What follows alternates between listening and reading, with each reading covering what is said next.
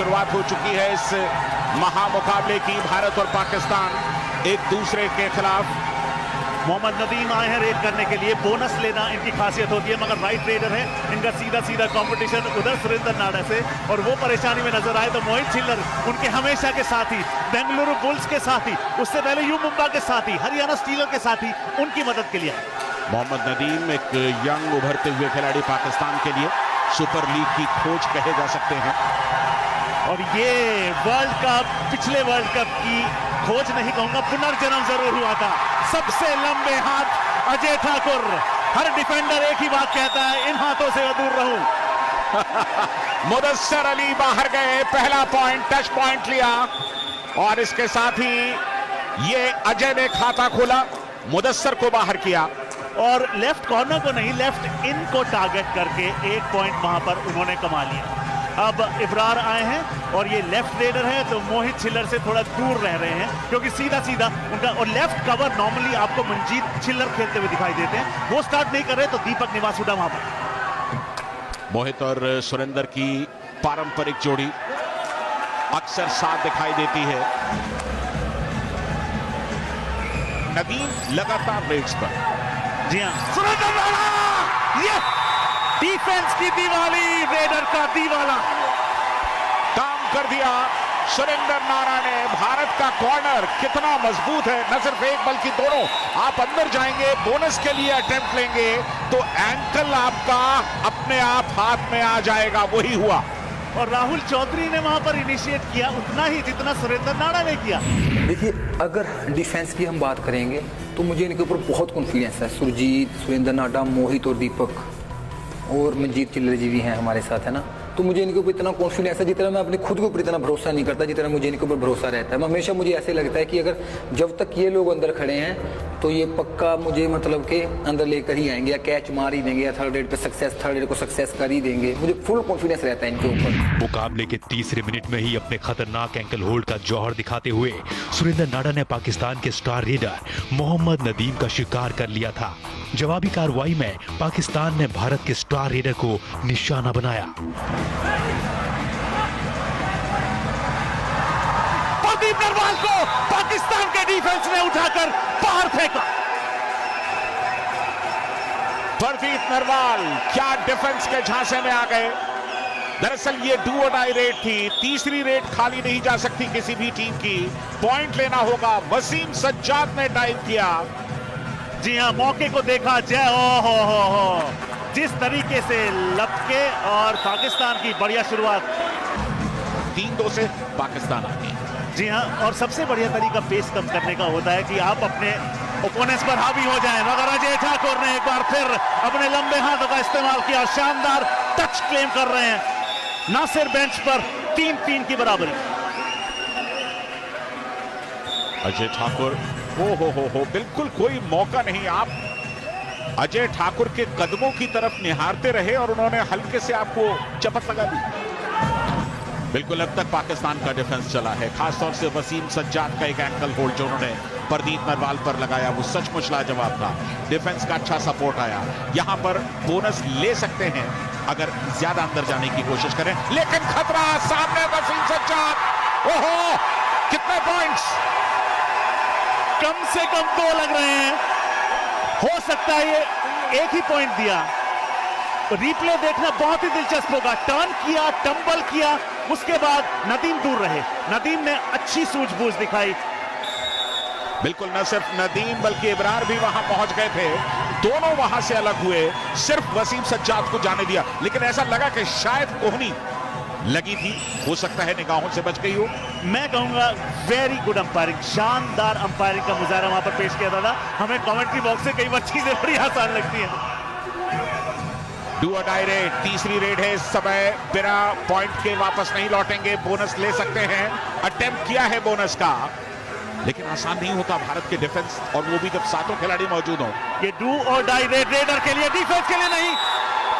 हाथ बाहर से आया, बाहर से हाथ आना अलाउड नहीं होता है, इसलिए उन्हें बेंच पर जाना होगा। दोनों टीमों के बीच एक एक पॉइंट के लिए जंग छिड़ चुकी थी। पाकिस्तान की सबसे बड़ी कामयाबी ये थी कि उन्होंने पीकेएल के सबसे करिश्माई रेडर प्रदीप नरवाल को पूरी तरह खामोश रखा था। प्रदीप नरवाल डुबकी किंग के नाम से जाने जाते हैं, डुबा दिए गए एक बार फिर। इस डिफेंस को प्रदीप नरवाल का तोड़ आता है। बहुत अंदर चले गए प्रदीप नरवाल। 4 के डिफेंस में उन्हें लगा कि शायद बीच से रास्ता तलाश लेंगे, लेकिन पाकिस्तान के खिलाड़ियों ने उन्हें सचमुच जबरदस्त तरीके से स्टडी किया हुआ है। प्रदीप जो प्लेयर है वो डायमंड मतलब हीरा खिलाड़ी है अपने देश का, है ना। मैं तो ये मानता हूँ, और कबड्डी को इंडिया में अगर मानते हैं तो प्रदीप नरवाल बहुत अच्छा खिलाड़ी है। एक सबसे बड़ी बात है, बिल्कुल यंग है, अभी उसने शुरुआत किया है ना इंडिया लेवल पे खेलना। इंटरनेशनल मैच और नेशनल मैच ये बहुत डिफरेंस है इनमें, है ना। इसमें स्पीड इतनी है प्रदीप में कि ये इतनी स्पीड से भागे, अगर सामने वाला एडजस्ट नहीं कर पाएगा तो उसकी टांगों में घुस जाएगा। आज उसी वजह से प्रदीप की तो 1-2 कैच हो गई। एक बुरी परफॉर्मेंस से आप फकीर नहीं बनते, एक अच्छी परफॉर्मेंस से आप सिकंदर नहीं बनते। प्रदीप नरवाल अच्छा नहीं करते, मैं कतई हद पर नहीं होता हूं, क्योंकि बुरा दिन खिलाड़ी का आता है, मुझे पता है अगले मैच में भरपाई करना। पाकिस्तान को भले ही प्रदीप को खामोश रखने में कामयाबी मिल गई थी, मगर भारतीय टीम में सितारों की कोई कमी नहीं थी। भारतीय खिलाड़ियों ने अपने तेवर दिखाए तो पाकिस्तान की टीम बैकफुट पर आ गई। चूंकि प्रदीप नरवाल फिलहाल उपलब्ध नहीं है, इसलिए राइट रेडर अजय ठाकुर एक बार फिर रेड करते हुए, दादा आप सोचते हैं कहीं ना कहीं आगे जाके मनजीत छिल्लर को लाना चाहिए, क्योंकि डिफेंस से उतने पॉइंट नहीं कमा पाए। अजय ठाकुर और देखा इब्रार आ रहे हैं, उनके शिकंजे से उड़ गए। यह है पूर्वानुमान। पहले से इस बात का अंदाजा हो चुका था कि इब्रार हल्का हल्का, जैसे ही इब्रार ने झुकना शुरू किया, अजय ने उड़ान लेनी शुरू कर दी। ये गगन छोटा पड़ जाए तेरी उड़ान ऐसी हो, ये चमन सारा खिल जाए तेरी महक ऐसी हो। वाह क्या मुकाबला, वाह क्या शुरुआत। वो तकरीबन बहुत उसकी हाइट है, वो दूर से हैंड टच करता है, तो काफ़ी मैच्योर प्लेयर है वो। थोड़ा लंबा है, रीच भी ज़्यादा है और तेज़ है थोड़ा, बाकी प्लेयर्स की निस्बत तेज़ है, और उसको कद का भी एडवांटेज है। बाजू लंबे है, उसकी टांगे लंबी हैं, तो फिर वो टच पे है ना, बोनस पे भी है उससे एडवांटेज, लेकिन टच पे ज़्यादा खेलता है। अजय ठाकुर के सबसे लंबे हाथ हैं, हाइट भी सबसे बड़ी है, उनके हाथ भी लंबे बड़े, स्टैचर भी बहुत बड़ा है। और जब उनकी परफॉर्मेंसेस आप देखते हैं तो वो खुद में बोलती हैं। और इस मैच में उन्होंने 8 पॉइंट लिए थे और फिनेस के साथ लिए थे, ये नहीं कि कोई सुपर हिट लगाई थी उन्होंने। Kabaddi masters Dubai 2018 back tracking skills, Surjeet bench पर, पाकिस्तान को 1 अंक। पैडी यहां पर गलती सुरजीत की थी, ये डू और डाई रेड थी। डिफेंस को इतना अटैक पर जाने की जरूरत नहीं थी, क्योंकि पूरा प्रेशर यहां पर रेडर पर था। भारत के रेडर्स को पाकिस्तान के डिफेंस ने चलने नहीं दिया है। भले ही भारत के पास 1 अंक की लीड हो, पर मानसिक तौर पे अब तक ये मुकाबला पाकिस्तान ने जीता है। बड़ी सुपर लीग के बाद पाकिस्तान की कबड्डी भी सचमुच इंप्रूव होने लगी है। क्या वो लॉबी में गए? और अगर लॉबी में गए तो उससे पहले क्या टच मारा था? लो स्कोरिंग एनकाउंटर, ये अंक दे दिया गया भारत को। बिना टच के आप लॉबी में प्रवेश नहीं कर सकते। वो जो ऑरेंज स्ट्रैंड लाइंस आप देख रहे हैं, उन्हें लॉबीज कहा जाता है। टच के बाद ही आप उसका उपयोग कर सकते हैं। राहुल चौधरी लॉबीज में कॉन्फिडेंट हैं। जी हां, 1 और अंक भारत को, 7-5 भारत के फेवर में स्कोर। काशिफ रज्जाक को बाहर जाना पड़ा है। 3 पॉइंट्स की लीड है भारत के पास, लेकिन ये लीड कोई मायने नहीं रखती। 12 मिनट का खेल पूरा हो चुका है। पहले हाफ में ब्लॉक करने की कोशिश, बहुत अच्छा एंगल नहीं, लेकिन उसके बावजूद कामयाब। डिफेंस के हौसले बुलंद, रेडर के वापसी के रास्ते बंद। थोड़ी देर पहले पिछले पॉइंट से वापस आ गए थे प्रदीप नरवाल, मगर यहां पर सुरजीत उससे पहले आ गए थे, इसलिए उन्होंने राइट कवर की भूमिका बखूबी तरीके से निभाई। राहुल चौधरी, नाम तो सुना होगा दादा आपने? बिल्कुल, सारी दुनिया ने सुना है, क्योंकि ये भारतीय कबड्डी के पोस्टर बॉय हैं। सबसे ज्यादा पॉइंट्स इनके खाते में जमा है, और क्या गजब का प्रदर्शन करते हैं। यहां सुपर टैकल की एक बार फिर गुंजाइश हो सकती है। डिफेंडर आउट, मेरे ख्याल से एक खिलाड़ी एंड लाइन के बाहर चला गया, और ऐसा होने पर पॉइंट जाता है रेडिंग साइड के खाते में, यानी कि भारत के खाते में 1 और अंक। 10-7 यानी कि 3 पॉइंट्स की बढ़त भारत के। बिल्कुल, कबड्डी का खेल ताकत का ही नहीं, मस्तिष्क का भी इम्तिहान लेता है। टैलेंट कहाँ है और कहाँ है कमी, ये सब पहचान लेता है। रोहित ने पहचान लिए हैं कि 2 डिफेंडर्स हैं, एक को टारगेट किया, संतुष्ट नजर आ रहे हैं, क्योंकि अब जब रेड करने जाएगी पाकिस्तान तो वो लास्ट मैन स्टैंडिंग होगा। हो गया क्योंकि ये डू और डाई रेड थी, बिना पॉइंट के वापस नहीं लौट सकते थे। ये देखिए रोहित ने नदीम का शिकार किया। 14-8। ये देखिए किस तरह से नदीम को टच किया और एंड लाइन से पीछे निकल गए कप्तान खुद। तो इस तरह से पाकिस्तान ऑल आउट हो गया।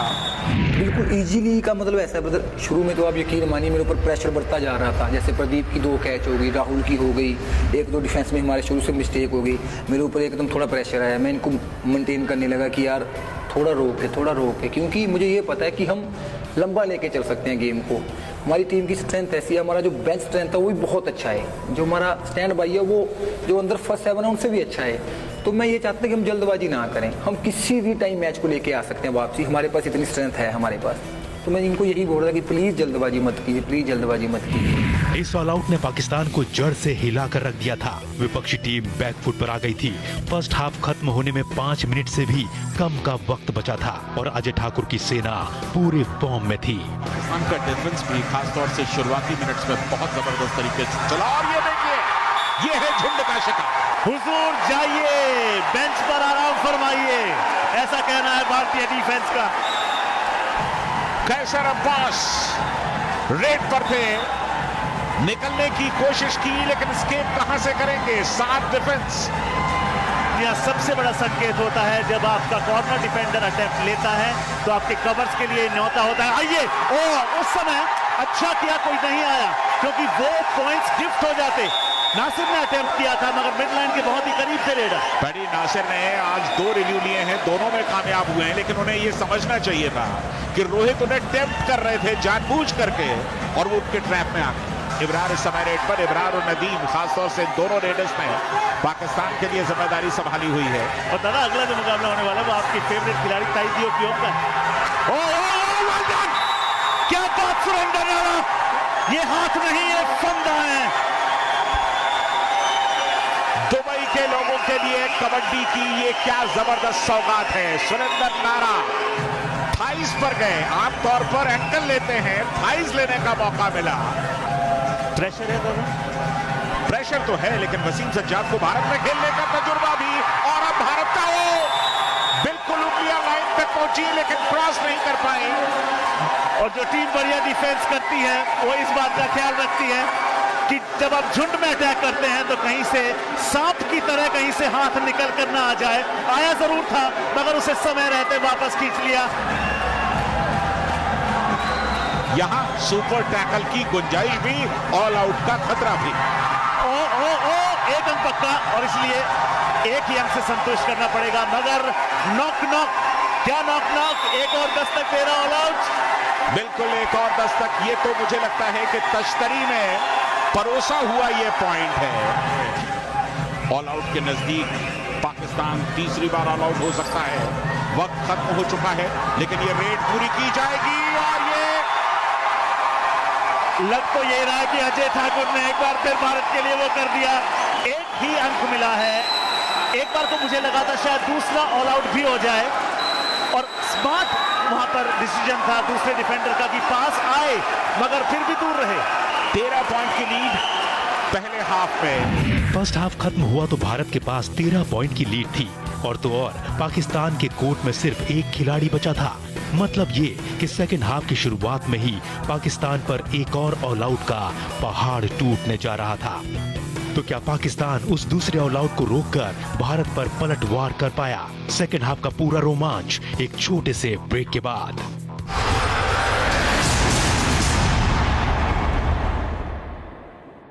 ब्रेक के बाद एक बार फिर आपका स्वागत है। आप देख रहे हैं kabaddi masters Dubai 2018 super hits, जहां हम दिखा रहे हैं भारत और पाकिस्तान के बीच हुआ पहला ब्लॉकबस्टर मुकाबला। अब तक आपने देखा फर्स्ट हाफ की कहानी में कैसे भारत ने पाकिस्तान को ऑल आउट करते हुए 13 पॉइंट की लीड ले ली थी। आइए अब देखते हैं सेकंड हाफ की कहानी। भारत एक और ऑल आउट की दहलीज पर, अजय ठाकुर, जी हाँ एक और ऑल आउट। क्या खूबसूरत शुरुआत दूसरे हाफ की। 1-on-1 में कोई कितना भी ताकतवर क्यों ना हो लेकिन एक रेडर को रोकना एक लौते डिफेंडर के बस की बात नहीं होती। यंग लड़का जो नदीम था वो नहीं चला, थोड़ा सा वो लूज खेला है। अगर वो जिस तरह अभी मुदस्सर शाह ने पॉइंट निकाले इसी तरह वो भी निकालता तो हमारा मैच काफ़ी क्लोज जाता।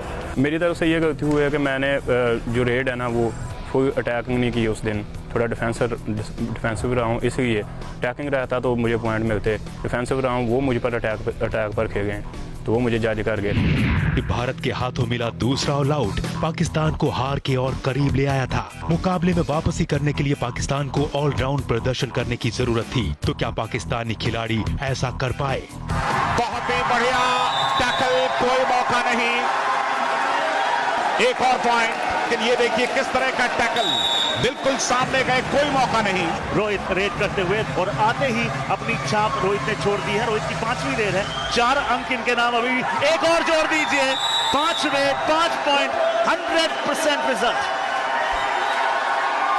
मगर सराहना करनी होगी जिस तरीके से प्रो कबड्डी लीग ने मिट्टी से मैच तक का सफर तय करवाया। लाजवाब हमारे अपने खेल कबड्डी को विश्व भर में सराहा जा रहा है। मगर क्या बात नासिर के उस एंकल होल्ड की, डाइविंग एंकल होल्ड, और शिकार किया। इसे कहते हैं नजरें हटी और दुर्घटना घटी। बिल्कुल जरा सी नजर चूके थे और नासिर ने क्या शानदार डाइव किया।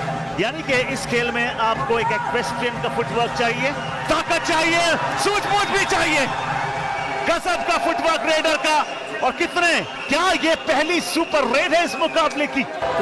यानी कि इस पहले मुकाबले की कबड्डी मास्टर्स दुबई 2018 की पहली सुपर रेड पाकिस्तान के नाम इस्तकबाल हो।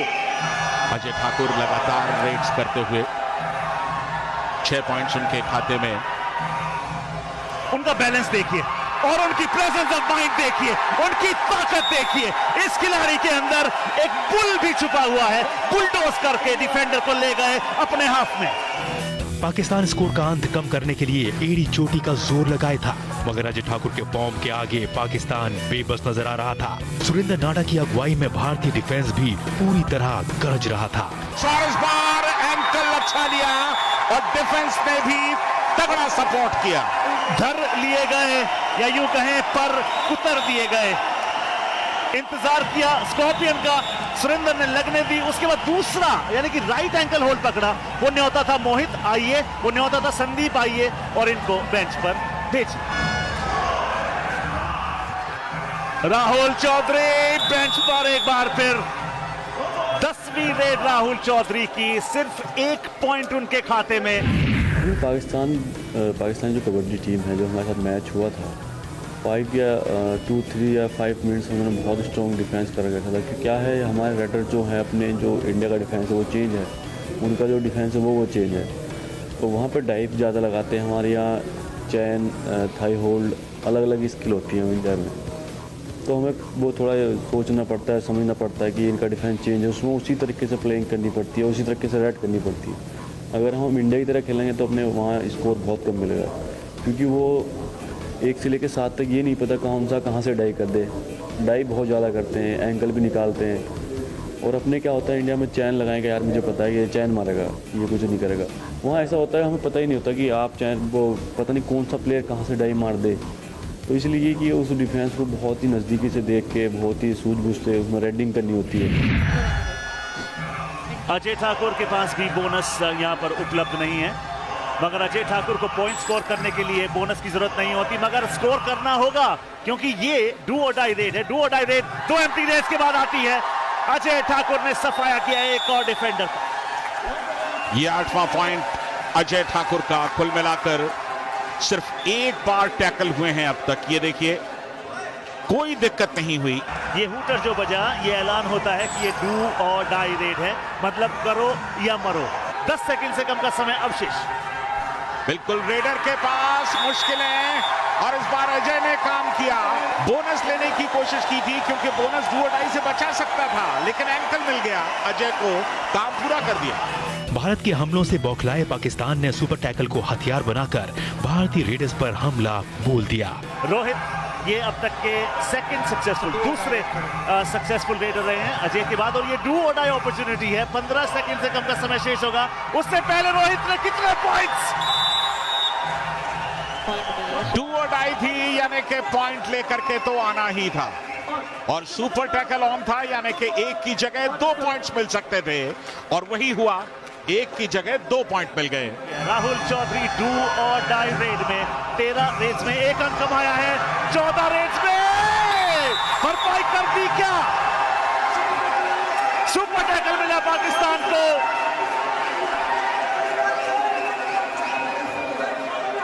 एक और सुपर टैकल यहां पाकिस्तान का। बढ़िया एस्केप का प्रयास था, लेकिन डिफेंस का सपोर्ट और सबसे बड़ी चीज की पूरी ताकत के साथ यहां पर राहुल को रोकने की कोशिश की गई। आखिरी मिनटों में पाकिस्तान की ये कोशिशें मुकाबले का नतीजा बदलने के लिए काफी नहीं थी। अपने शानदार प्रदर्शन की बदौलत भारत ने इस मैच में पाकिस्तान को करारी शिकस्त दी और ये मुकाबला यहीं समाप्त होगा। आखिरी रेड इस मुकाबले की, आबिद हुसैन उस रेड पर भी घर लिए गए। सुरेंद्र नाडा इस तरह से बैठे जैसे सोफे पर बैठ रहे हों, और इसके साथ ही भारत ने पहले ही मुकाबले में जबरदस्त आगाज किया, पाकिस्तान को एक तरफा मुकाबले में शिकस्त दी। दूसरी साइड देख लें, प्रदीप नरवाल था, वो बिल्कुल बैठ गया था।